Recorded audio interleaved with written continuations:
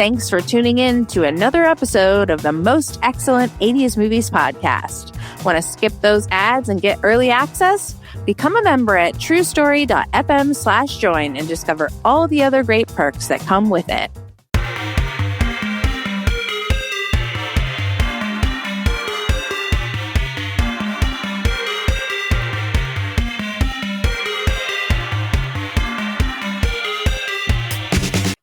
And welcome to the Most Excellent 80s Movies Podcast. It's the podcast where a filmmaker and a comedian pommel horse their way through the 80s movies we think we love or might have missed with these our grown-up eyes to see how they hold up.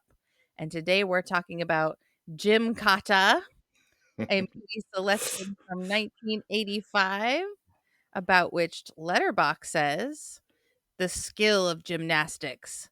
The kill of karate." U.S. agents send a gymnastic-martial artist to secure a missile base site in the savage country of Parmistan. And that tells you exactly as much as I know about this movie. All right, here comes the trailer.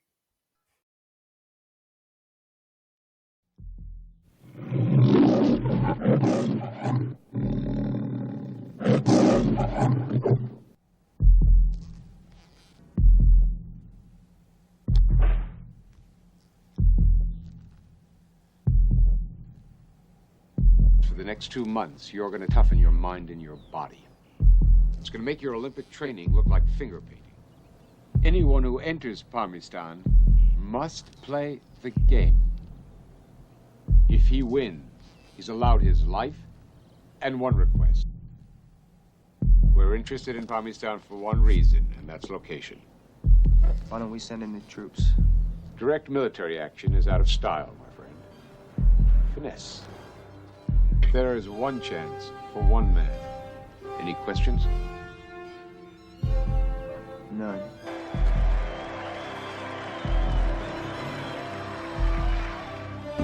His name, Jonathan Cabot. His title, World Gymnastics Champion. His assignment, a secret mission for the United States government. His only weapon, himself. And that's all he needs. Don't trust anyone. Combine the power of gymnastics with the explosive force of karate. Gymkata. There are many sounds around us. Here, the only sound of axe are in the air.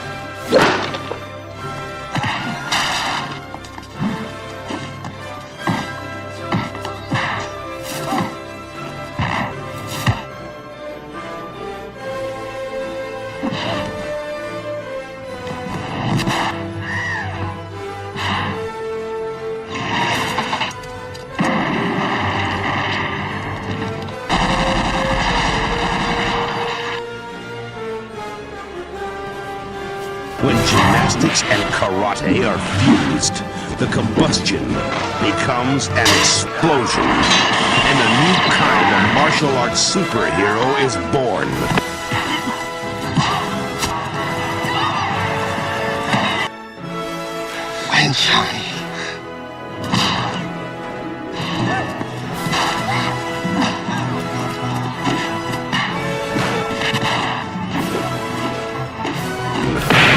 Gymkata.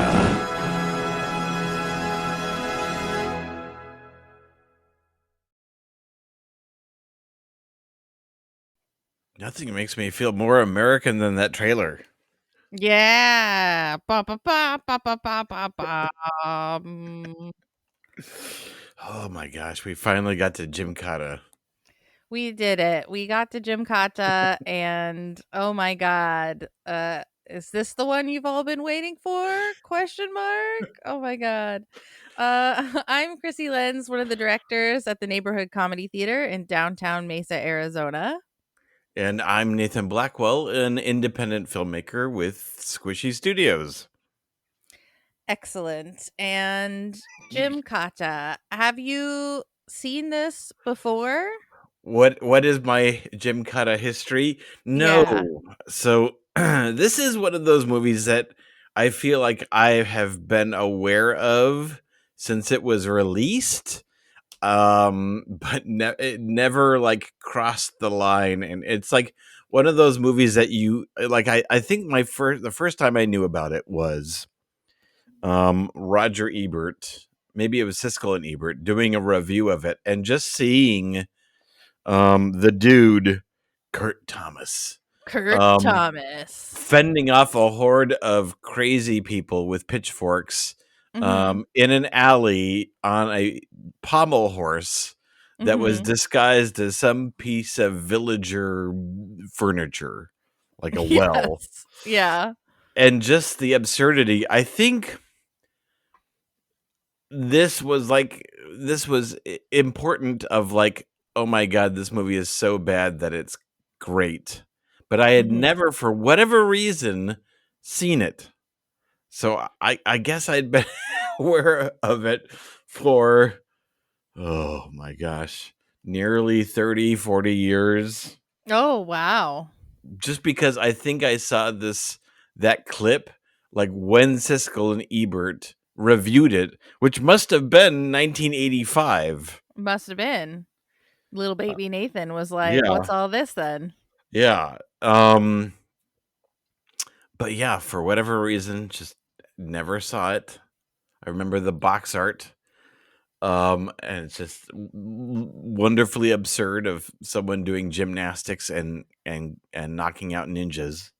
Yeah. But I've never seen this either, and of course I've heard of it, but only in the genre of so bad it's good. mhm. And the like, you have to see this, it's so absurd, but I never, pushed play. Um Correct. yeah. And of course, Dustin of the Long Rewind podcast, this was one of his deep cut Mhm. recommendations for us, and we decided, like, you know what? Let's throw caution to the wind and let's just do it. Let's Gymkata it up. Mhm. And here we are. So I do want to say, Nathan, my bonus question for you, which is what I Mm. thought of when I was watching this. Don't answer it yet. It's for the bonus content. Okay, But if so the if you bonus episode for members. Okay, for got you. members, yes. Is if you had to go to Parmistan and play the game, what Mhm. action star would you want to be your partner in crime? Okay, so I'm gonna preface this question: does it have to be someone era accurate from the No, it does 80s? not. Okay, No, it does not. but bonus points if it is, right? Of course. Okay, Of course. okay. All right. So let's jump in. I was so confused by the beginning of this movie, Uh-huh. but intrigued. But Okay. highly intrigued. So we see him, as we do in the trailer, flipping around on a bar Right. doing his Doing gymnastics. yes. This is so the actor is a real life Olympic gymnast, making his feature film debut and probably his final film. Yes, it was indeed. Because, he's a real niche guy. It's And hard he's to a build a career on gymnastics and martial arts. It's true. And it's hard to build a career on just those two things when the acting isn't really part of it. Right. But there's also horses with ninjas on them. Mhm. But And a off-brand guy ninjas. They're off yes. as we're These are later to dollar learn. store ninjas. These are Yugoslavian ninjas. They filmed it in Yugoslavia. I'm going to refer to them as nunjos. Nunjos. Yeah. Okay. Because they're just vaguely dressed as ninjas. They don't really operate as ninjas. They're kind of off-brand ninjas. Yeah. Obviously white ninjas. But they do the thing that all ninjas do, which is when they've got one guy cornered, they don't attack him all at once. They attack him one by one. Mm-hmm. It's just Which is energy efficient. yeah. Yeah. Let's all wait until he kicks our asses one by one. So there's a guy being chased through like cornfields and underbrush, being shot at by arrows Right. at uh and at very close range. They're shooting people with these arrows. It Uh, very kind of Planet of the Apes vibes of like, the like a disheveled bearded guy running through cornfields as like horses are chasing after him. yeah, and all of this is being intercut with gymnastics. Mhm. So we go back to the guy at his gymnastics game or his gymnastics exhibition, and a mysterious man in a trench coat approaches him. And the next thing we know, we're at a house with this guy, and he's like, "You're going to get trained. Here's the story that we heard in the trailer. We want to Mhm. put a satellite, a Star Wars satellite All the countries in." are vying for this location because it's the perfect place to put a satellite monitoring station. And we really want to put that satellite monitoring station exactly at this one place in the world. And so all countries are competing over it. Yes. But to even enter the country, you have to play the game. Bum, bum, Yes. And no bum. outsider has ever successfully passed the game in 900 years, which I assume makes like import and export very complicated. Right. That's what I was wondering. How do they Mm-hmm. do any business in Parmistan? Like, obviously, they've got a very high population of crazy people, so they can't be doing Yes. that great. No, Maybe they should let some people in. there's a lot of questions, a lot of economic questions. But Yes. yeah, so when the CIA guy is to kind of frame this, this is very Enter the Dragon. Uh, Hmm. so fun fact, this is directed by the same director who did Enter the Dragon. Oh, I didn't know. Yeah, which really makes me sad for him. Hmm. Hmm. uh, so Enter the Dragon, if you recall, Bruce Lee is to enter this world street fighter competition, but for the Hmm. CIA. Right. And so this is the exact same setup. I Yes. don't think it's by the same people who made it. But the whole idea is that we want to send this gymnast martial artist. So Gymkata is never said in the movie. No. No. It's all over the trailer, but Yes. they should have said it in the movie. They It's should have been possibly like, it was like a marketing hook that they came up with later. It's like we yeah. really got to push this thing as a concept. But we need you. You know, your dad died here in this competition. Okay, which I didn't get until the end of the movie. That was his dad. Uh, but we see him win a gymnastics competition and he's approached by the CIA. We don't know if he knows this guy, I if he's had the being first impression approached. I had the impression that this guy was like A Uncle family. Rob. Yeah. Right. And so he knows what he does. And when he tells them, it's like, do you have any questions? And he responds with, no, No. Nope. none. And then we cut to, And I was like, "Bitch, I have questions." we cut to a scene where for 5 minutes he's answering questions. Yeah. It's like, no, that's not good enough. I'm going to have to tell you more. Yeah, you do. You really should have some questions, my Yeah. friend. And so this is all about placing a satellite monitoring station. All the countries in the world are going to be fighting over it. And the real thing that disappoints me is that this does become kind of like an Enter the Dragon competition where you have people from all over the world, but Hmm. you never get an idea of where these people are from. Like I would have loved to have had like the A British little guy. introduction. Yeah, like you see, and that guy. It seems like he could be from one of the Asian countries, and I guess there's another guy competing, but he's got an American accent. Okay, is he from Canada? And then there's guys who seem kind of Slavic. It should it would have been nice if one of them was, I am the overt Russian bad guy. You Yeah. know, instead it's just whoever they could cast, and it was almost kind of like they added the concept later. Yeah. Yeah. I have a feeling they added a lot later. Spoiler, is it because the movie ends in a freeze frame and text explaining what happens? Yes, which is an 80s trope that I love. Yes. All right, good. Continue. Okay. So there's a princess, Yes. a Princess beautiful Rubali. princess, who's from Parmistan, Mm-hmm. who wants to. The Okay. sole, yeah, the sole Asian person who lives in Parmistan. Yes, the only one. And I had to infer her motivations because she doesn't talk mostly, but it seems like we learn later that what she wants is to modernize Parmistan, and the only way to do that is for someone to win the game Mm-hmm. and be like, hey, maybe let people in here without having to climb ropes and get shot at with arrows. Maybe the game isn't working out for us. Maybe the game isn't all it's cracked up to be. Maybe we need different games. Have you seen Pinball? Yeah, and she is the Princess Rubali is one of the most interesting parts of the movie. Like, she seems like she has acting, Mm-hmm. Mm-hmm. which is kind of missing from everyone else. It's true.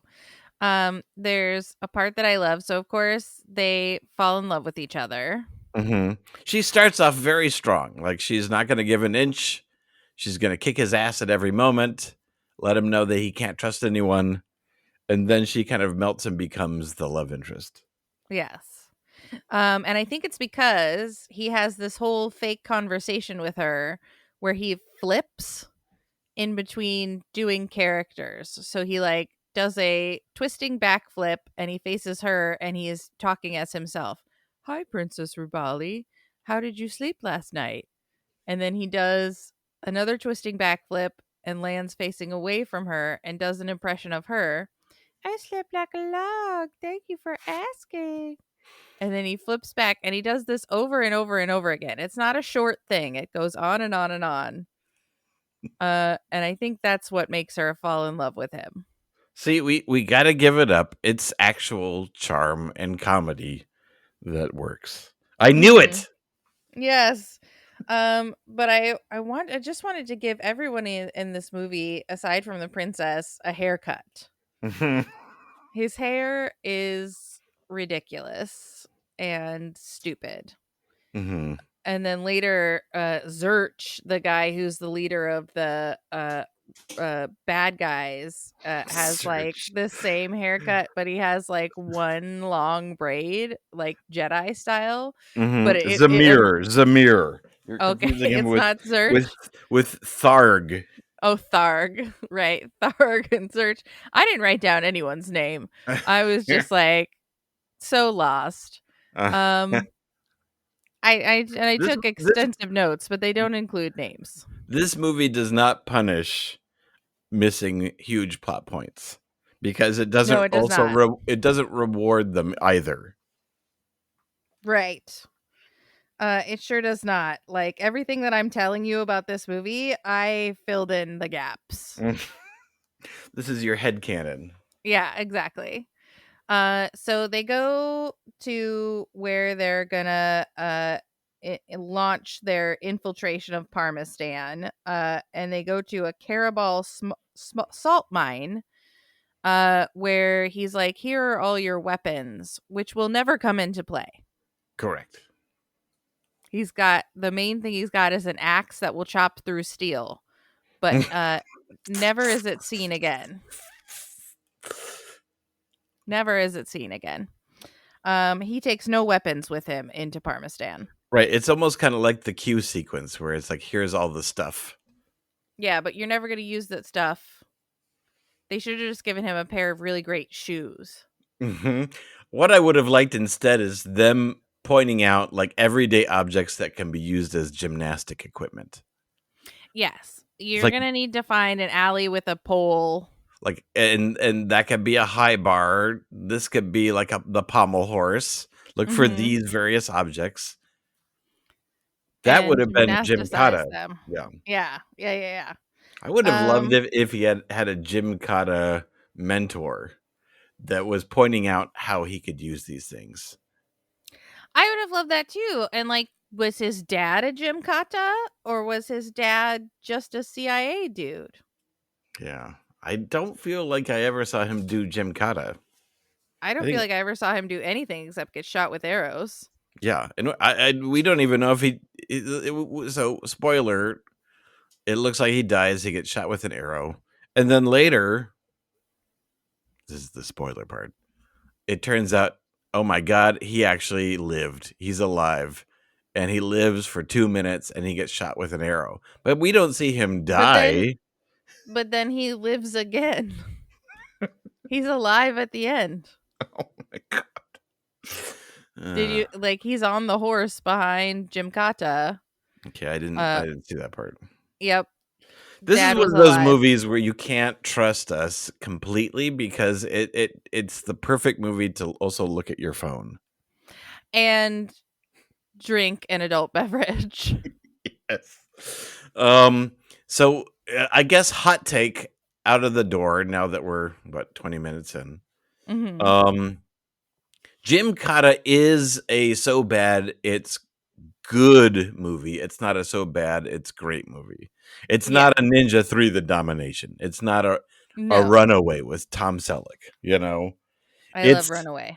this is a Gymkata is a fun time, but it doesn't have the highs that some of these other movies that are so out there, like Troll 2 or Mm-hmm. Miami Connection or The Room. It doesn't go so insane that it's laugh out loud funny.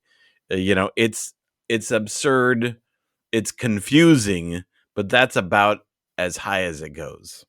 Right. I agree with you. It could have been more ridiculous, and I would have loved it more. But it is pretty ridiculous. So they kidnap the princess, and he's got to go save the princess. And luckily, the bad guys chase him down an alley where there's a high bar, which Mhm. he just flips and kicks them. And it's like, okay, I've got a plan for you, bad guys. Don't go near where he's flipping and kicking. And wait for him to land on the ground. He can't flip and kick forever. Mm-hmm. I love how so the princess gets kidnapped when they're in the quasi Yugoslavian Italian town, Mm-hmm. and he has to break her out of this mansion fortress. Mm-hmm. Don't do it, Johnny. You've got to do the game. Just let her go. But no, he can't let her go. No, he loves her. Yeah, and this entire fortress mansion is populated by middle-aged Yugoslavian men. In suits. Yes, in suits, in uncomfortable suits. And this is the kind of movie where you can see everyone doing their own stunts. It's not because they're stunt performers, it's because they were probably told to do the stunt right before they did the stunt, and there was no stunt person option. Like, no, you have Right. to jump through this window. Oh, but And I don't want to. it's the kind of movie to where when you see them doing their own stunts, you were genuinely concerned for their safety. Yes. You know, there's like a scene where they're whitewater rafting, and you can clearly see that it's the actual Them. people. It's them whitewater rafting, and they're not doing a good job. Yeah, and it's like I was worried that during the sequence where all the villagers have weapons, I was just thinking, God, I hope some of those weapons are fake. I don't Because think they were, because they were all real crazy people. Like, that's one of the fun facts about the movie, is that in the village of the crazies, hold on, let me find it. I'll get the exact right information for you. oh my God. In the town of crazies, they were actual crazy people from a local insane asylum in Yugoslavia. Kurt Thomas said, "We provided them with alcohol and a buffet for their time. The people he kicked and like beat up were stuntmen, but the rest of them were real crazy people." That's so ill-advised. Right. So I bet their weapons were real. And I bet they were really fucking confused about what the hell was going on. Well, at least they gave them plenty of alcohol. Yeah, that's what you need is a bunch of crazy people with pitchforks and alcohol. Mm-hmm. But to talk about the game, it's like the game isn't for entertainment in the way that the gladiators were a game for entertainment. You know what I mean? Because the Right. people watch. There's no audience. Right. It's No one kind of gets to like watch. the crowd is excited, the crowd is applauding, and then everyone leaves, and then the crowd is left alone going, well, I hope that turns out well. Yeah. I trust Zurch. I trust the process. Uh-huh. The main bad guy is going to let us know who won the game and who didn't. And the problem is that assuming that only outsiders play the game, then no one comes back. Right. It's Yeah. just the guards who oversaw it going, nope, they died. Yeah. And then I guess they explain it, and that's the fun. Yeah. Zurch gets to do a retelling. He and his troop acted out. Yeah, maybe there's a whole theatrical evening where they act out what happened and people are eating and drinking, and then that's a good time. Yeah. I like But that. the people of Parmistan are certainly starved for a good time, so they would probably go for that. Yeah. But I would have loved to see the people of Parmistan like running around watching them climb on ropes and stuff. Yeah, this movie has a lot of missed opportunity. There's a lot of like, you could have some Death Race 2000 fun of the audience really participating, Mhm. of the people representing the nationalities really playing more of a part, Mhm. Yeah, it does smack of that they added in this international thing later. Yeah, and it's just guys in tracksuits. Yeah, what we get is guys in tracksuits. Except for Thorg. Yes, who just kind of appears. So he does look like an American gladiator. He's from an ambiguous country. He shows up late. He's apparently an Olympian because at one point Gymkata stands up and is like, "Hey, I've been admiring you since some event." Munich. Yeah, since and Munich. he ignores him. Uh-huh. And then he shows that he's a true dick. Yep, he's a true dick whose plan in the game is to just brutally kill all the other people playing the game. Right. He wants to win. And again, like if you had the motivation of what countries they were representing, then that would make sense, Mhm. It would be funny if if you had all these people brutally backstabbing and they were all from ally countries. Yeah. Like America, Canada, France, Great Britain, Australia, Japan. It's like, why are you guys I Why feel are you trying to kill me?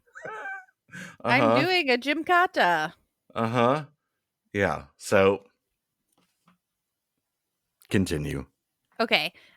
There's also an element of the game which I adored, which Yeah. is the non-Joes who have flags.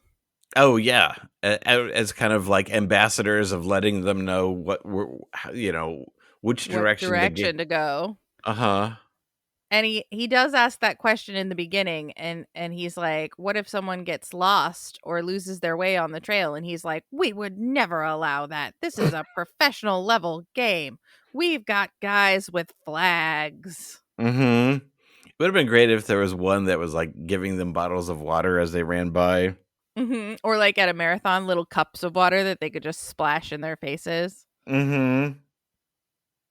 But the guys with flags are like not allowed to interfere. And he runs up to them several times and goes, they're breaking the rules. Kill them. And he's like, what do you want me to do? I've got a flag. I'm just the flag guy. Mm-hmm. All right. So we'll just skip ahead. We're in Parmistan. We're at the banquet before the game. Thorg is being a jick, which is a jerk dick, a jick. Mm-hmm.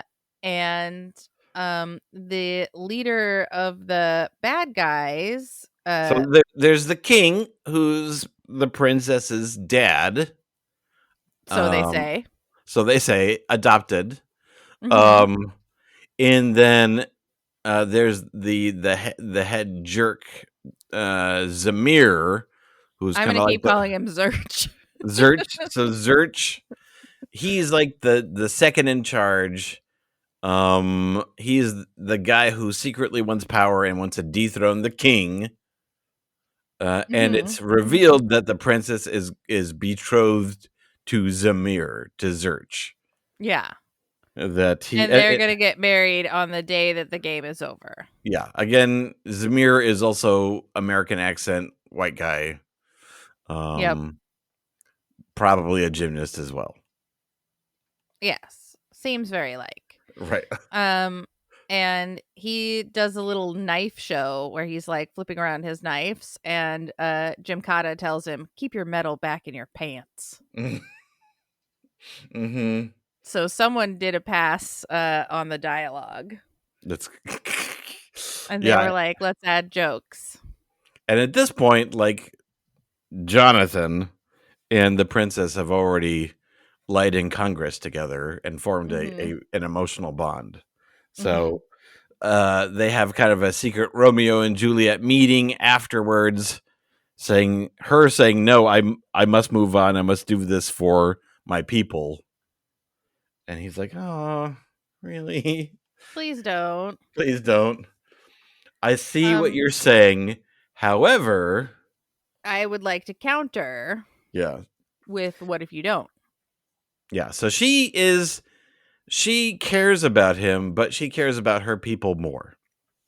And yet she knows that Zurch is bad. Yes. And so and she's the one who's saying, Dad, Zurch is going to take over the country and it's going to be bad news. Why don't you see this? And the dad is, ha ha ha ha, silly girl. He just puts guards outside my doors for protection. Mm-hmm. But he's convinced pretty easily at the end. Yes. In fact, we don't see the moment that he's convinced. It just cuts to he has been convinced. Yeah. He's now convinced. Oh, so just to jump back a little bit, when he wants to have his clandestine meeting with the princess, he kidnaps his like room attendant and Mm-hmm. like makes her guide him to the princess's room. And then at the princess's room, he says, "Tell her to meet me in the garden," which is like, well, why did you make me bring you here? Tell her Classic yourself. Romeo and Juliet stuff. And it's also like, she's a mute. We learn that she has no tongue. So how is she going to tell the princess to meet you in the garden? You did not think this through, Gymkata. Johnny Gymkata. Johnny Gymkata. I didn't know his name until almost the end. Yes. All right. So we're doing ropes. We're doing cliff climbing. Right. So the game is the game is really kind of a bunch of like climbing rope It's like competitions. it's like an obstacle course. Right, It's an just like extended in obstacle Spies course. Like Us. Yes, exactly. Same location probably. Um, and climbing across ropes and getting shot by arrows, which apparently is illegal in the game. Yeah, they shoot a guy who's one of them for shooting a guy who is playing the game. Yes. There's a lot of rules. I don't understand them all, but I don't understand I a know single one. Zurch is breaking the laws. He's Yes. breaking the rules. He is. He's doing a bad job of being an ambassador of the game. How the game is supposed to go is you're only supposed to kill them if veer off and try to avoid the obstacles and to Mhm. keep them on track. Right. And one assumes maybe there's a timed element to, at some point they've got to, get people going and then they start killing them. I don't know. That's my assumption. Yeah. But so when Zurch and his ninjas are killing people, that's against the rules. You're not supposed to do that. Zurch doesn't want anyone to complete the game. Right. But there's no one to police them because there's no audience. Yes. And if we're not talking about Jonathan or Johnny that much, it's because he doesn't do much except react and run.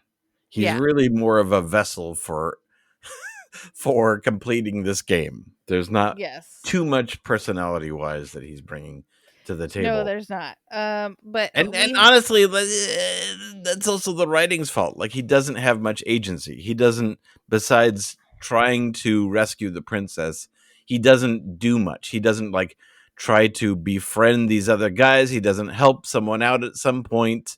He.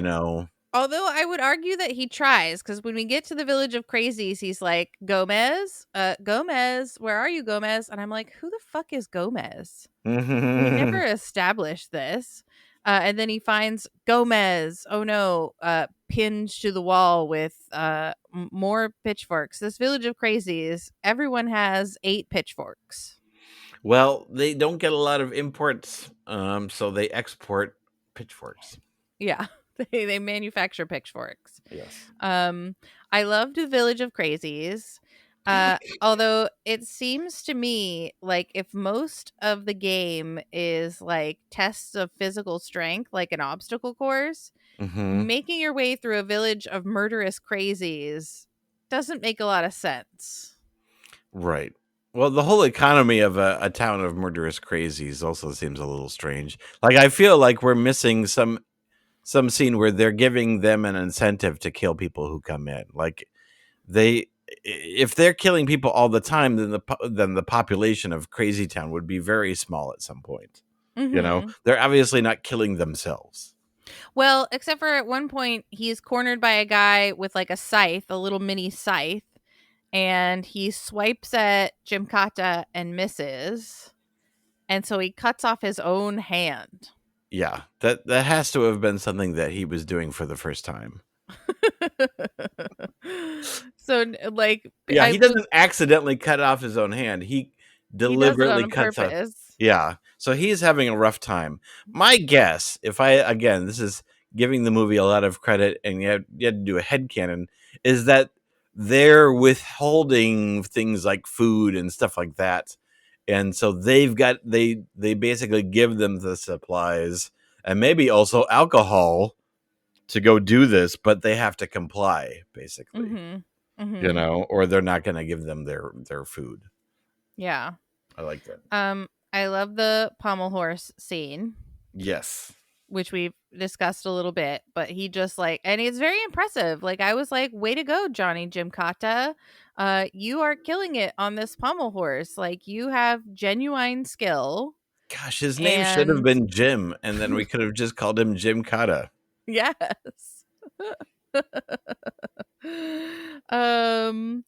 And then he discovers his father when he parkours himself up an alley and traps himself, and his father like helps him climb over. Mm-hmm. And he's like, "It's me, I'm your dad." And I was like, "Oh shit, the guy at the beginning was his dad." And he lives for like 120 seconds. Yep. And then he gets shot again. Uh-huh. But he lives again. So at the back of the palace, we cut back and forth to the palace a little bit at this point, and the princess is like, I'm gonna go help Cabot, and he's like, you can't. And he's like, I'm going to. And she takes off her princess robe and has like a cat suit underneath. Turns out she knows martial arts too. Oh, dun, dun, dun, dun, dun, dun, dun, dun. Of course, we knew that from the beginning. Dun, dun, dun. Yep. The princess and the dad are finally like, we gotta get out of here, and they fight their way out of the palace. They tell the people of Parmistan, the ninjas are all bad. Get them. Mm-hmm. And then the crowd And just starts attacking. yep. And then Cabot rides in on a horse with his dad. Freeze frame. They got the satellite thing. And then So everyone's celebrating. They're right into town. The movie freeze frames, and this is why I think one of the reasons maybe this was a pickup or an add-on, because no one ever mentions the satellite or the request by winning the competition. This is the text at the end. In 1985, the first early warning Earth station was placed in Parmistan for the U.S. Star Wars defense program. bum bum bum, he wins. But there should have been a freeze frame, and he married the princess, and now he's the prince of Parmistan. Mm-hmm. But there's nothing. They just show him flipping, and it freezes again on him flipping. And it's Yeah. I guess he went back to gymnastics after international diplomacy is done. Yeah, this movie definitely screams unsmooth reshoots or re-edits in terms of just adding elements and contents. Like they're put in maybe from a pickup scene, but then the rest of the movie doesn't really have those elements in there. Right. Maybe I'm wrong. Maybe I'm judgmental. Maybe you are, Nathan, but I think this movie deserves it. So much of the movie is in slow motion. Oh my gosh, like during the Crazy Town stuff, like everything is in slow motion. Like even people watching is in slow motion. Mm-hmm. The whole sequence is extended, and it was shot that way. Like you can tell when it's been slowed down in post production. It was intended to be like that. Well, you can. I can't. Okay. And the chase scenes go on forever. Like when he first escapes with the princess after saving her from the bad guys way back at the beginning, they just are forever running down corridors getting shot at by people with guns. Mm-hmm. It goes on and on and on. Like the movie is an hour and a half, and I feel like they were like, it's not feature length yet. More corridors. It's not feature length yet. Slow motion, please. Mm-hmm. All right, we made it. We nailed it. It's done. That's a wrap on Gymkata. I like this movie. I did too, but it definitely, like I said before, it doesn't hit the highs of insanity, But at the same time, it's not boring either, No. so it doesn't hit the lows. So this is a medium. It's so bad it's good movie. Yeah, I agree. So on a scale of one axe that can cut through steel, which we will never see again, or you know what? Better yet, on a scale of one pitchfork, which is the currency of Parmistan, to 10 pitchforks, how many pitchforks do you give Gymkata? Okay, so this is complicated. I agree. So I was going to give it a 7, but I feel like again to reinforce my point, like it's not a Ninja 3 The Domination. It's not a Revenge of the Ninja. It's not a Miami Connection, No.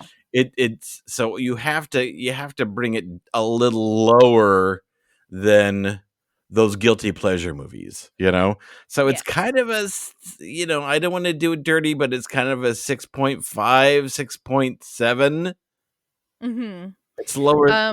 Like I would, my gut was to give it 7, but it's not quite. It's not quite a 7. And a 7, I think, is a winning number.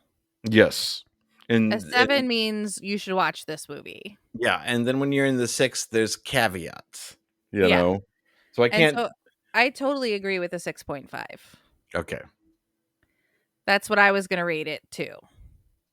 Okay. So I think we're in agreement. And I think we're in total agreement as to the why. Because it's a fun watch, but it's not bananas. Yeah. Yeah, exactly. It's not bananas, it's grapes. It's one of those melons that you don't have very often, It's a you know. honeydew. Yeah. So did you come up with a deep cut recommendation? Yes, I think so. And I think there's going to be a lot of like ambient recommendations too. If you want to, like, it's kind of a branching recommendation. I've got one in particular.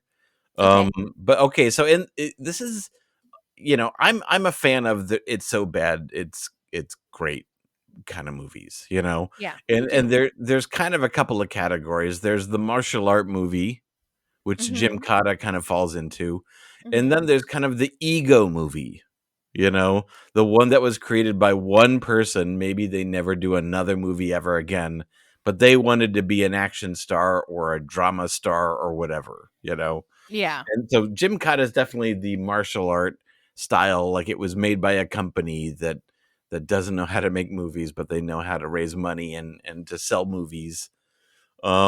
So this is much more of a in the category of like Ninja 3 The Domination.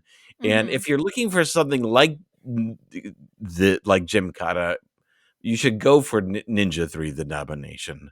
But Mhm. my deep cut recommendation is going to be on the other side of the ego movies. Mhm. So like when we're talking these ego movies, we're talking about The Room. That's the most popular one with Tommy Which I've Wiseau. never seen. Oh my god! But you've talked to Tommy. What you've argued with Tommy Wiseau? His assistant, yes. Okay. um. So yeah, The Room is great. Unfortunately, it was not made in the '80s. We can't cover it for this podcast. No, I'm sorry, guys. But I'm going to recommend another so bad it's great kind of movies. And the problem with these, the thing that makes these fun is that their logic is just totally bizarre. Like, Mhm. what they think is a good movie. Like, what you should really do if you want an ego martial art movie is see Miami Connection. Yeah, I feel like I've recommended that more than once though, so it's I'm true. go- I'm going to recommend the filmography of Neil Breen, Oh, sure. specifically Fateful Findings. That's kind of his culmination of his career. But Neil Mhm. Breen is like a Las Vegas filmmaker, Mhm. still making movies. Is Um, that so? yes, as far as I know. I mean, I think his last one was pretty recent. Mhm. It's gotten to the point to where there's like 4 or 5 years in between movies or whatever. Um, but apparently he did come up with one called Cade, the Tortured Crossing Yes. recently. Yes. But yeah, Which got Fateful. a theatrical release. They were playing it at Majestic. Oh my god. Okay, so Fateful Findings. Yeah, his first was Double Down in 2005, but he is kind of this guy in his 40s, 50s, 60s now.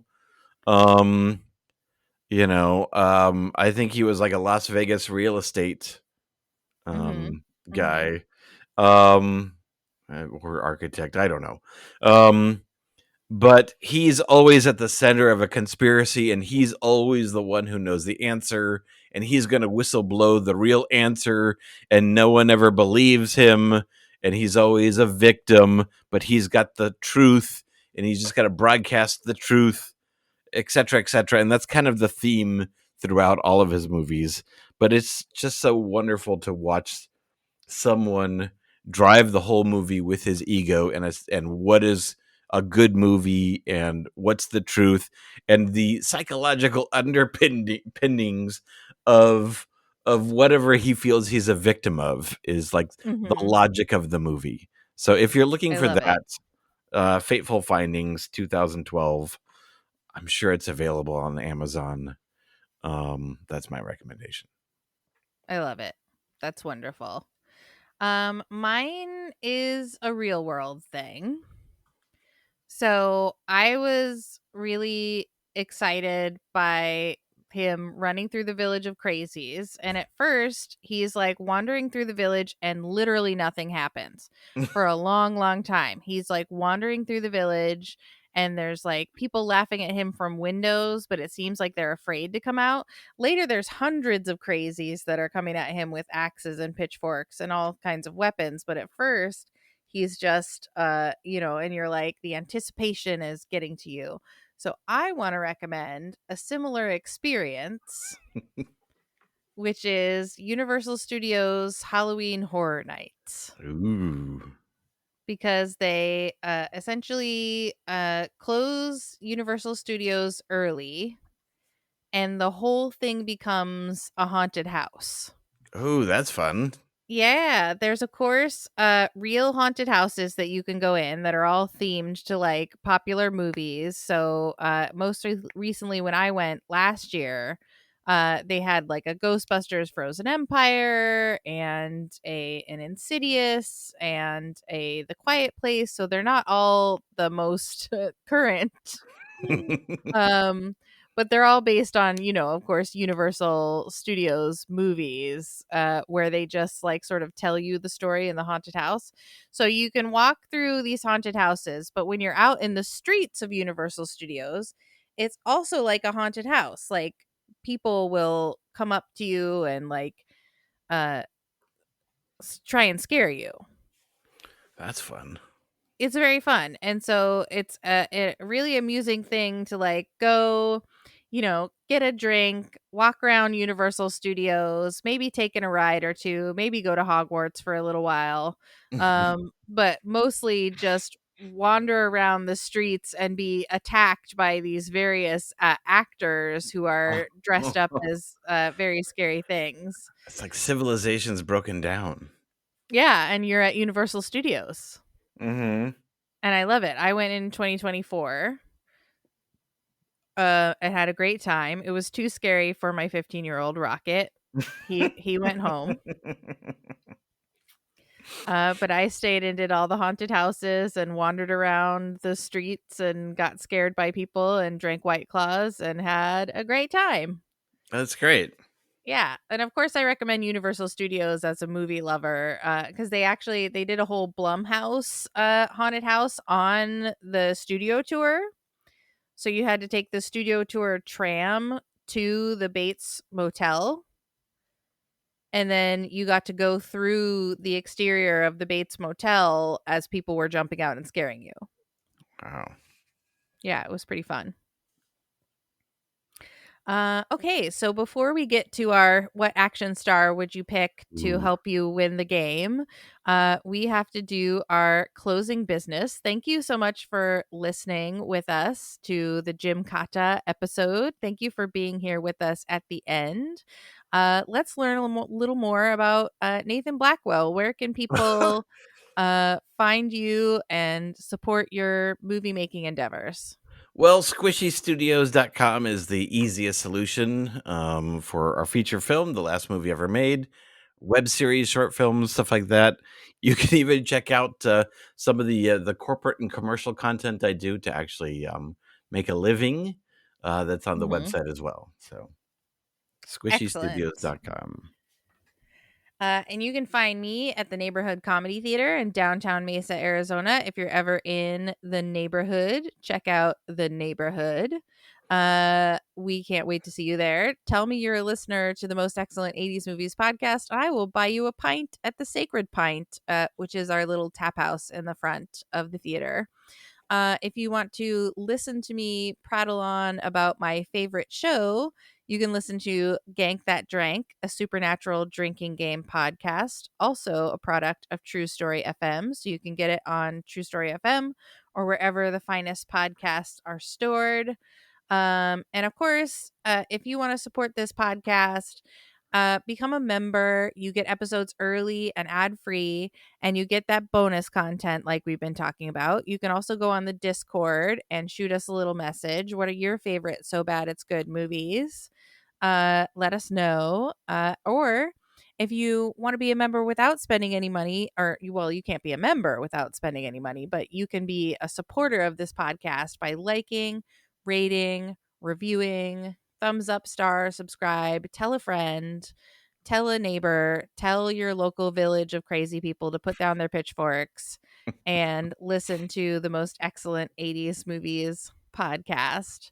And yeah, thank you so much. When you're out there in the world, please keep the most excellent 80s movies podcast motto in mind. Be excellent to each other and Party party on, on, dudes. dudes.